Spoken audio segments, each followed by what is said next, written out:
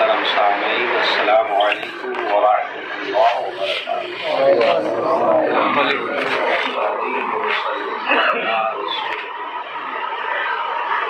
اما بعد، اعوذ باللہ من الشیطان الرجیم، بسم اللہ الرحمن الرحیم۔ کل نفس ذائقۃ الموت، صدق اللہ مولانا العظیم وصدق رسوله النبی الکریم، ونحن على ذلك لمن الشاہدین والشاکرین، والحمد للہ رب العالمین۔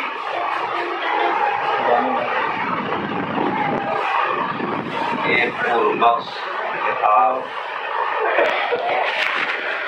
ہم سب نے سماعت کیا۔ اللہ تعالیٰ کی بارگاہ میں دعا ہے کہ ہم سب کو گناہ سے بچنے کی توفیق رکھے۔ اللہ کریم ہم سب کے اعمال کو درست فرمائے، اور اس محفل پاک میں جو کچھ ذکر و اذکار کیے جائیں گے، درود شریف، نیک عمل، ان اچھے اعمال کا ثواب ہمارے ماما ظہیر الدین کی اہلیہ مرحومہ کی اللہ تعالیٰ عطا فرمائے، اور ان اعمال کے صدقے ان کے چھوٹے بڑے گناہوں کو معاف فرمائے، انہیں جنت میں اعلیٰ مقام فرمائے۔ درود شریف پڑھ لیجیے، اللہم صلی علی سیدنا مولانا محمد وسلام علیہ یا رسول اللہ۔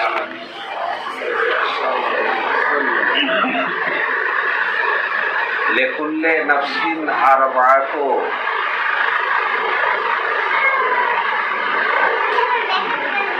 لاربعۃ دور، ہر شخص کے لیے 4 گھر ہوتے ہیں، ہر انسان کے لیے 4 گھر ہوتے ہیں۔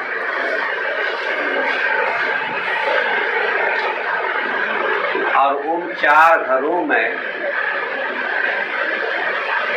جو 3 گھر ہوتے ہیں بس کچھ مدت کے لیے، لیکن وہ آخری والا جو گھر ہوتا ہے وہ ہے دار القرار، اور وہ ہمیشہ کا گھر ہے۔ لیکن 3 گھر جو اور انسان کے لیے ہوتے ہیں وہ ہمیشہ نہیں، بس اس کے اوقات اور ٹائم متعین ہوتے ہیں۔ پہلا گھر کون سا ہے انسان کا؟ پہلا گھر جو انسان کا ہے وہ ماں کا پیٹ ہے۔ ماں کے پیٹ میں انسان رہتا ہے 9 مہینے، 6 مہینے، 7 مہینے۔ ایک بچہ 6 مہینے میں بھی ہو سکتا ہے۔ حضرت امام محمد رحمۃ اللہ علیہ 6 مہینے کے ماں کے پیٹ میں امام محمد رحمۃ اللہ علیہ صرف 6 مہینے کی، لیکن ہمارے یہاں 6 مہینہ میں بچہ ہو جائے تو لوگ بات بنائیں گے۔ نئی شریعت کا مسئلہ جان لیجیے، 6 مہینے میں بھی بچہ ہو سکتا ہے۔ اور حضرت امام محمد جو امام اعظم کے خاص شاگرد تھے وہ 6 مہینے ہی میں پیدا ہوئے، تو کم سے کم مدت 6 مہینے۔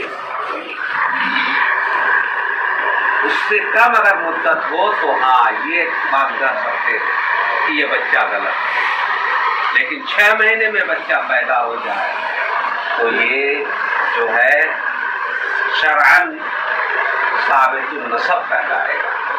بہرکیف پہلا گھر انسان کا ماں کا پیٹ ہے، اور کہتے ہیں وہ گھر تاریخی کا گھر ہے،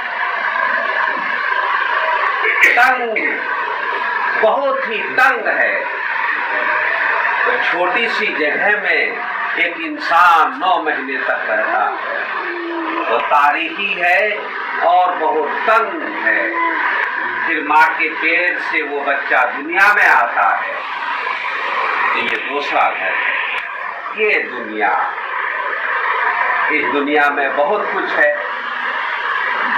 انسان آتا ہے، بچہ ہوتا ہے، جوان ہوتا ہے، بوڑھا ہوتا ہے، پھر دنیا سے جاتا ہے، زمین خریدتا ہے، عزت کماتا ہے، دولت کماتا ہے، علم حاصل کرتا ہے، اور پھر انسان اس دنیا میں جو ہے کوئی اچھے راستے میں چلتا ہے، کوئی غلط راستہ اختیار کرتا ہے، بہت کچھ کرتا ہے۔ تو ماں کے پیٹ کے مقابلے میں یہ دنیا بڑی وسیع ہے، بہت ہی جو ہے چوڑی لمبی ہے۔ ماں کا چھوٹا سا پیٹ وہ جگہ، اور پھر وہاں سے بچہ آتا ہے دنیا میں، پرورش پاتا ہے، جوان ہوتا ہے، زمین جائیداد خریدتا ہے، عزت کماتا ہے، بہت کچھ کرتا ہے، اور پھر جب اس کا وقت آتا ہے تو ابھی دوسرے گھر سے بھی اس کو جانا پڑتا ہے۔ آتی ہے موت، اور جب موت آتی ہے، موت آنے کے بعد جو ہے یہ تیسرا گھر ہے جسے عالم برزخ ہے۔ عالم برزخ موت کے بعد قیامت تک، جب تک قبر سے نہیں اٹھایا جائے گا، یہ جو عالم ہے، یہ جو دنیا ہے، یہ عالم برزخ ہے۔ اب دنیا میں اس دوسرے گھر میں بندہ جس طرح کا عمل کیا ہے، عالم برزخ میں اس کا پھل ملنا شروع ہو جائے گا۔ عالم برزخ میں اس کا پھل ملنا شروع ہو جائے گا اگر اس بندے نے اس دنیا میں رہ کر کے اپنے ایمان کو مضبوط کیا، اعمال کو صحیح کیا، اور جب اعمال اور ایمان کو مضبوط کر لے گا پھر وہ عالم برزخ میں پہنچے گا تو اس کا ثمرہ اور اس کا پھل، جو اس کا نتیجہ، اس کو عالم برزخ میں ملے گا۔ عالم برزخ کتنی بڑی دنیا ہے وہ، تو علماء فرماتے ہیں جس طرح یہ دنیا ماں کے پیٹ کی، ماں کا پیٹ بہت چھوٹا اور یہ دنیا بہت بڑی، تو اسی طرح عالم برزخ اتنی وسیع ہے، اتنی وسیع ہے، اتنی وسیع ہے یہ دنیا ماں کے پیٹ کے برابر ہے۔ یہ دنیا جو ہے ماں کے پیٹ کے برابر، اور عالم برزخ اس سے بھی زیادہ وسیع ہے۔ اور پھر عالم برزخ میں اچھا عمل ہے تو اچھا پھل ملے گا، پھر اللہ تعالی قبر سے دوبارہ زندہ کرے گا۔ ہر انسان کو اللہ تعالیٰ قبر سے اٹھائے گا، قیامت کا دن ہوگا اور حساب و کتاب لیا جائے گا۔ پھر یہی جو چوتھا گھر ہے، یا دار القرار، اب یہ گھر نہیں بدلے گا۔ ماں کے پیٹ سے یہ دنیا میں آیا، ماں کا پیٹ بدل گیا، وہ پہلا گھر تھا، یہ دنیا ہے، اس سے عالم برزخ میں چلا جائے گا، عالم برزخ بھی ختم ہو جائے گا، اب دار القرار میں پہنچے گا جو آخری گھر ہے، اور وہ چوتھا گھر ہے۔ یہ دار القرار آخرت جو ہے یہ دار القرار ہے، اب اس میں جو ہے حساب و کتاب لیا جائے گا۔ اب اس دار القرار میں کیا ہوگا؟ حساب و کتاب کے بعد یا تو اس کے لیے جنت ٹھکانا ہوگا یا پھر اس کے لیے جہنم ٹھکانا ہوگا۔ یہ دار القرار ہے۔ ماں کے پیٹ میں بچہ ہمیشہ نہیں رہتا، اس دنیا میں بھی انسان ہمیشہ نہیں رہتا، عالم برزخ میں بھی ہمیشہ نہیں رہے گا۔ دار القرار جو ہے وہ چوتھا گھر ہے۔ اب جن کا ایمان ہے، اعمال ہے، اس کا ٹھکانہ اللہ نے جنت میں رکھا ہے، اور جن کا ایمان نہیں ہے اس کا ٹھکانہ اللہ نے جہنم میں رکھا ہے۔ جہنمی جہنم میں ہمیشہ رہے گی، جنتی جنت میں ہمیشہ رہے گی۔ جنتی کو جنت سے نہیں نکالا جائے گا، ہمیشہ رہیں گے۔ علامہ جلال الدین سیوطی فرماتے ہیں کہ لا یفنون ولا یخرجون، کہ جنتی جب جنت میں چلے جائیں گے تو نہ وہاں موت آئے گی اور نہ وہاں سے نکالے جائیں گے۔ اسی طرح جہنمی جب جہنم میں چلے جائیں گے، جو کافر ہے مشرک ہے جن کا ایمان ہی نہیں ہے، تو پھر نہ اس سے موت آئے گی اور نہ اس سے نکالے جائیں گے۔ حضرات گرامی، ہمیں سوچنا چاہیے اور سمجھنا چاہیے، غور کرنا چاہیے کہ یہ جو تین گھر ہیں، یہ تین گھر میں جو یہ دنیا ہے جس میں ہم لوگ رہتے ہیں، زندگی گزارتے ہیں، یہ دنیا آخرت کے سامان مہیا کرنے کا ہمارے لیے جو ہم آخرت کے لیے سامان مہیا کریں، ماں کے پیٹ میں کرتے نہیں ہیں، عالم برزخ میں بھی نہیں کر سکتے، موت کے بعد بھی عمل ہم نہیں کر سکتے، ماں کے پیٹ میں بھی ہم عمل نہیں کرتے ہیں۔ تو عمل کی جو زندگی ہے یہی دنیا کی ہے، یعنی انسان کا جو دوسرا گھر ہے، یہی دوسرا گھر یہ ہمیشہ کی زندگی کے لیے جو دوسرا گھر ہے یہی کام آئے۔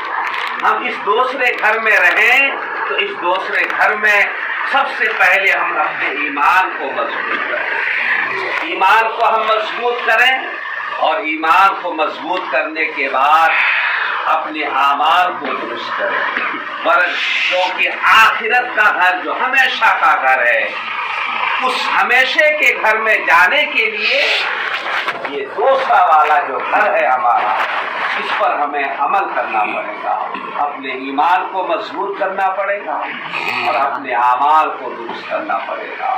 جب اپنے ایمان کو درست کریں گے، اعمال کو درست کریں گے، تو پھر جو آخرت کا جو گھر ہوگا انشاءاللہ اللہ تعالیٰ نے ایمان والوں کے لیے جنت تیار ہے۔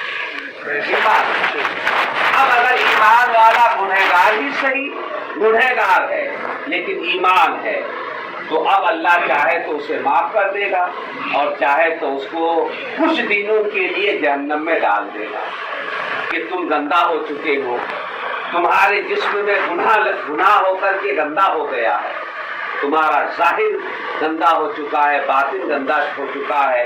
ایک لوہا جب آپ زمین کے اندر رکھ دیتے ہیں تو اس میں زنگ آ جاتی ہے، مرچا جسے ہم لوگ کہتے ہیں۔ اب اس لوہے کو نکالیں گے تو اب وہ کسی کام کا نہیں، اب اسی سے اگر آپ پردہ بنانا چاہتے ہیں، ہسوا بنانا چاہتے ہیں، تو لے جاتے ہیں لوہار کے پاس، وہ بھٹی میں ڈالتا ہے۔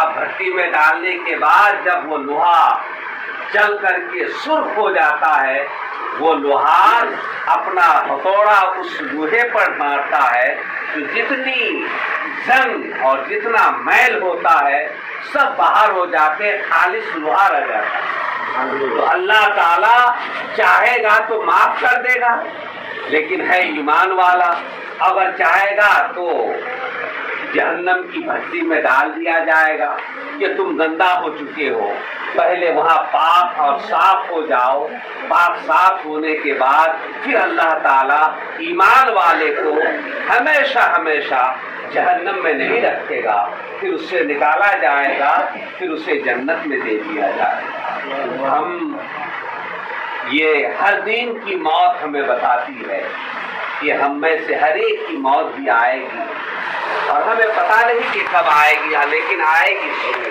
اس لیے ہمیں چاہیے کہ صرف ہم دنیا میں رہ کر دنیا کے کاموں میں مصروف نہ ہو جائیں۔ ہم میں سے بہت سے لوگ ایسے ہیں جن کو نماز سے کوئی مطلب نہیں، روزہ سے کوئی مطلب نہیں، زکوٰۃ سے کوئی مطلب نہیں، حج اللہ نے طاقت دی تو حج سے کوئی مطلب نہیں۔ وہ کرتے کیا ہے؟ ماں کے پیٹ سے نکلنے کے بعد وہ کرتے کیا ہے؟ کماتے ہیں کھاتے ہیں، کماتے ہیں کھاتے ہیں۔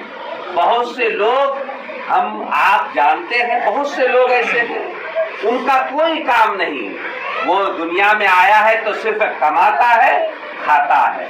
معاف کیجیے گا، کمانا اور کھانا یہ انسان کا صرف کام نہیں ہے کہ وہ کمائے کھائے، یہ تو جانور کا کام ہے کہ کمائے اور کھائے، اور کماتے کھاتے موت آ جائے۔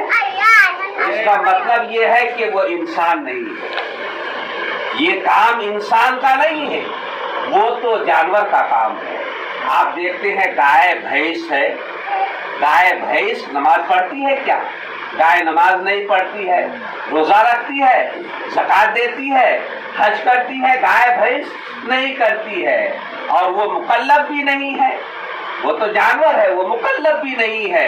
تو گائے کا کام کیا ہے؟ دنیا میں آیا کھاتی ہے، اور لوگ اسے ہل چلاتے ہیں، گاڑی بہاتے ہیں، اور وہ کام دنیا کا لیتے ہیں، دودھ پیتے ہیں اس سے، اور وہ اس گائے کا کام کیا ہے؟ کھانا اور کام کرنا، کھانا اور کام کرنا۔ لیکن انسان بھی اگر ایسا ہو جائے، بہت سے انسان ہیں ہمارے، کبھی مسجد وہ دیکھا نہیں، کبھی اپنے سر کو اللہ کی بارگاہ میں جھکایا نہیں، رمضان کا روزہ اس نے رکھا ہی نہیں، مال کی زکات دیتا ہی نہیں، طاقت ہے پھر بھی نہیں حج کرتا۔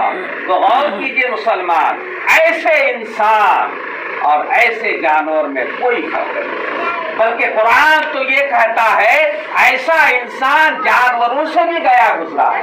میں نہیں کہتا، اللہ کا کلام کہتا ہے، اللہ بولتا ہے، اللہ کا کلام کہتا ہے کل انعام من جانور، کہ ایسے لوگ جو نہ ایمان کے تقاضے کو پورا کرتا ہے، نہ اللہ کے حکم کو مانتا ہے، صرف کماتا ہے کھاتا ہے، کماتا ہے کھاتا ہے، تو ایسے لوگ جو ہیں انسان آدمی کہلانے کے لائق نہیں ہے، وہ تو گائے کہلانے کے بھی لائق نہیں ہے، ایسے لوگ تو گدھا کہلانے کے بھی لائق نہیں ہے، ایسے لوگ تو گدھا گائے جانور سے بھی بدتر، جانور سے بھی گئے گزرے ہیں۔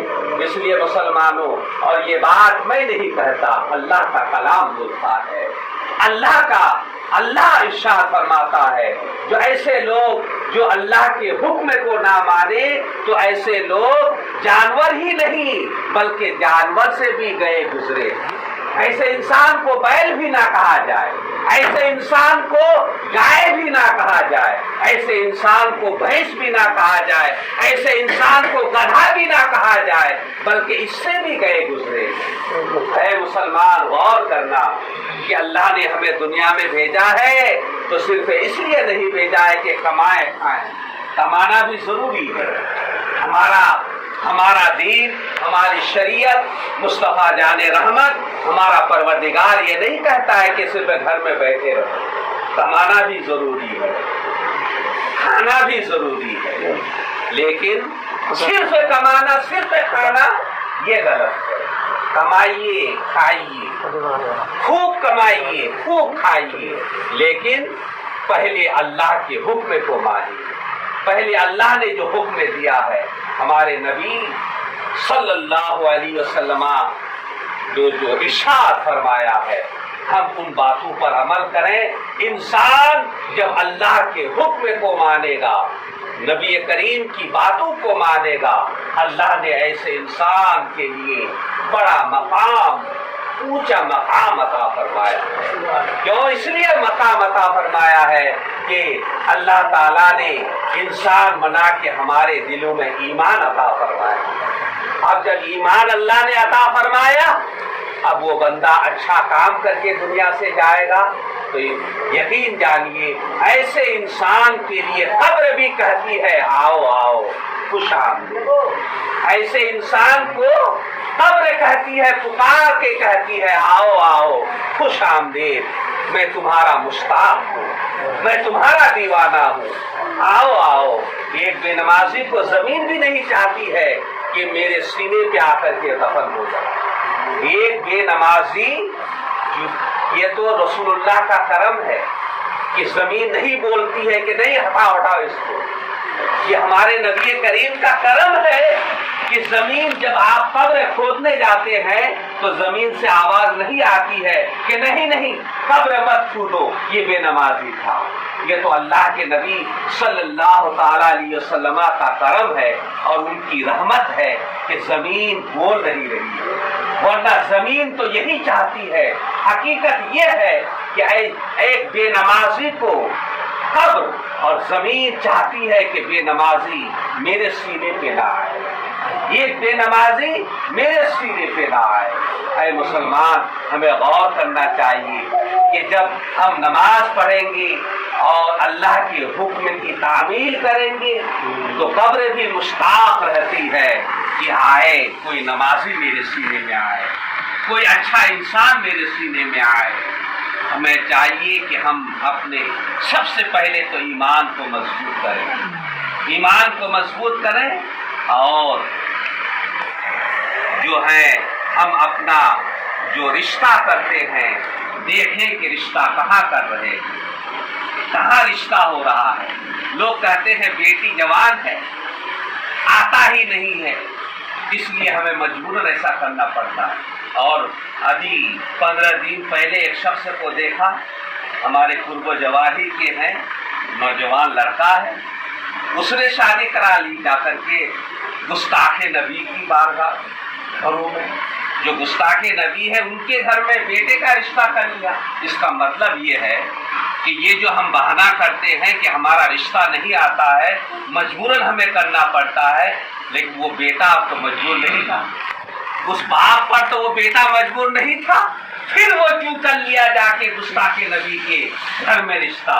اس کا مطلب یہ ہے کہ ایسے انسان کا ایمان کمزور ہے، وہ نہیں جانتا کہ نبی کا دیوانہ کون ہوتا ہے، نبی کا ماننے والا کون ہوتا ہے، وہ نہیں جانتا ایمان کیا ہے، کفر کیا ہے، وہ نہیں جانتا کہ ایمان کیسی قیمتی چیز ہے اور کفر کتنی بری چیز ہے۔ اے مسلمانوں، اپنے ایمان کو مضبوط کرو، اعمال کو درست کرو۔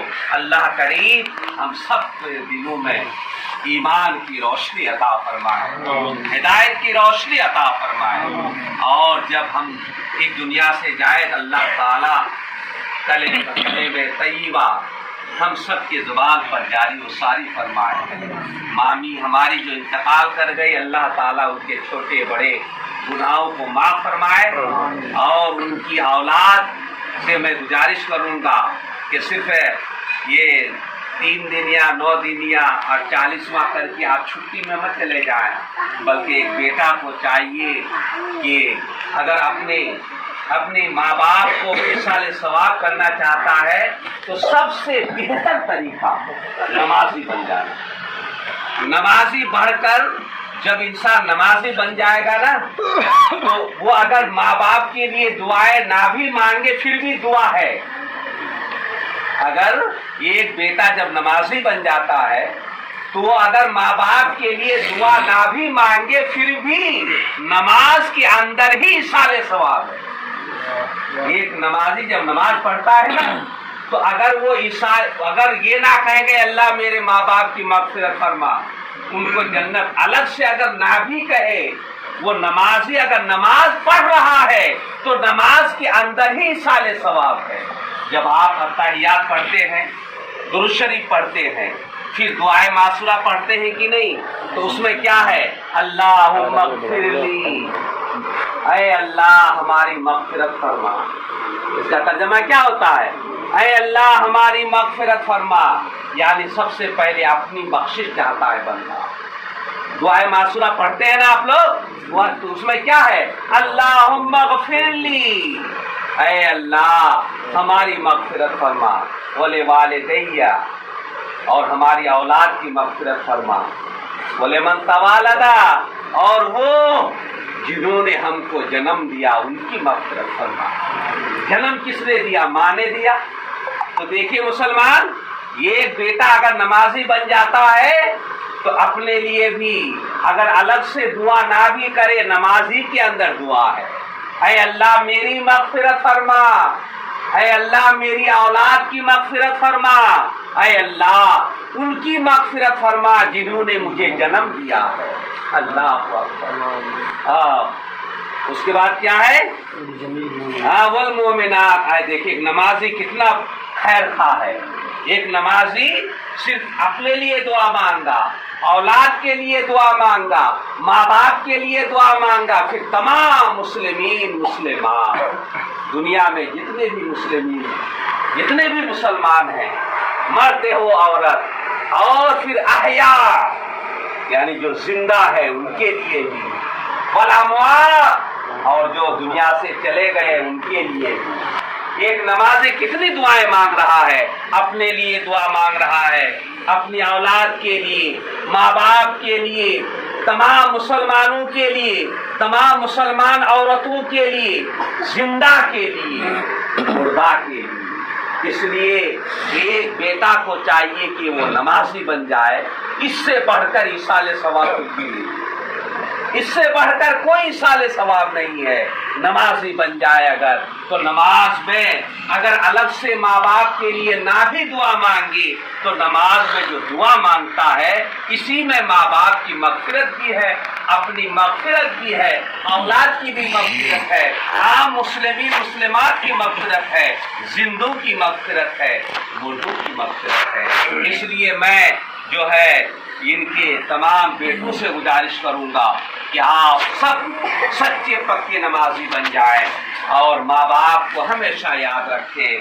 فرض نماز پڑھ لیں، جب نفل نماز پڑھتے ہیں نفل نماز پڑھ کر ماں کی روح کو اس کا ثواب پہنچتا ہے، باپ کی روح کو اس کا ثواب پہنچتا ہے.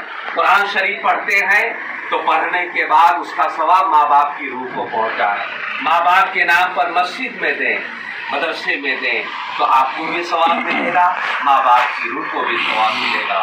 اللہ کریم ہم سب کو ان باتوں پر عمل کرنے کی توفیق عطا فرمائے. وآخر دعوانا ان الحمد للہ.